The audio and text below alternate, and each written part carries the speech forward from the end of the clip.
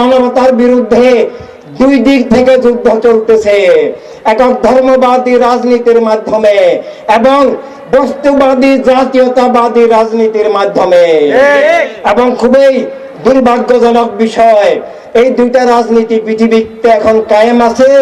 ওরা জীবন জগৎকে দখল করেছে, সব রাষ্ট্রকে দখল করেছে এবং তাদের মিথ্যা বিচার, জুলুম, শোষণের, সত্যকে নিষিদ্ধ করার, জীবনকে রুদ্ধ করার, অধিকার স্বাধীনতা হরণ করার রাষ্ট্র ব্যবস্থা, বিশ্ব ব্যবস্থা কায়েম করেছে। আমরা যদি ইমানদার হই, আমরা যদি কোনো মানবিক ধর্মের, স্রষ্টাভিত্তিক ধর্মের অনুসারী হই, আমরা যদি মানবিক মানুষ হই, আমরা যদি মিথ্যা বিচার, জুলুম, শোষণকে ঘৃণা করি, আমরা যদি সত্য এবং মানবতাকে ভালোবাসি, তাহলে কি আমরা মিথ্যা জুলুমের রাজনীতি কবুল করতে পারি? আমরা একক গোষ্ঠীবাদী রাজনীতিকে কবুল করতে পারি না।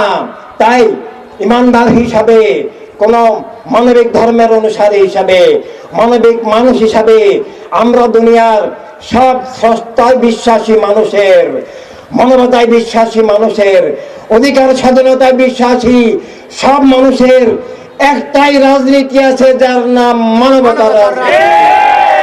একটাই আমাদের রাষ্ট্র ব্যবস্থা, তার নাম মানবতার রাষ্ট্র ব্যবস্থা।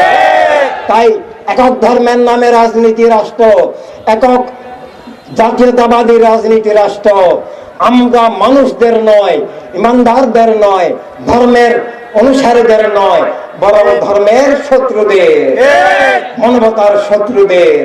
আমরা একক ধর্মের নামে অধর্ম উগ্রবাদী রাজনীতি করে যদি বলি ধর্ম কেবল ইসলামের, ধর্ম কেবল হিন্দু ধর্মের, আসলে সেটা ধর্মের শিক্ষা নয়, এটা ইসলামের নামে ধোঁকা, ধর্মের নামে ধোঁকা।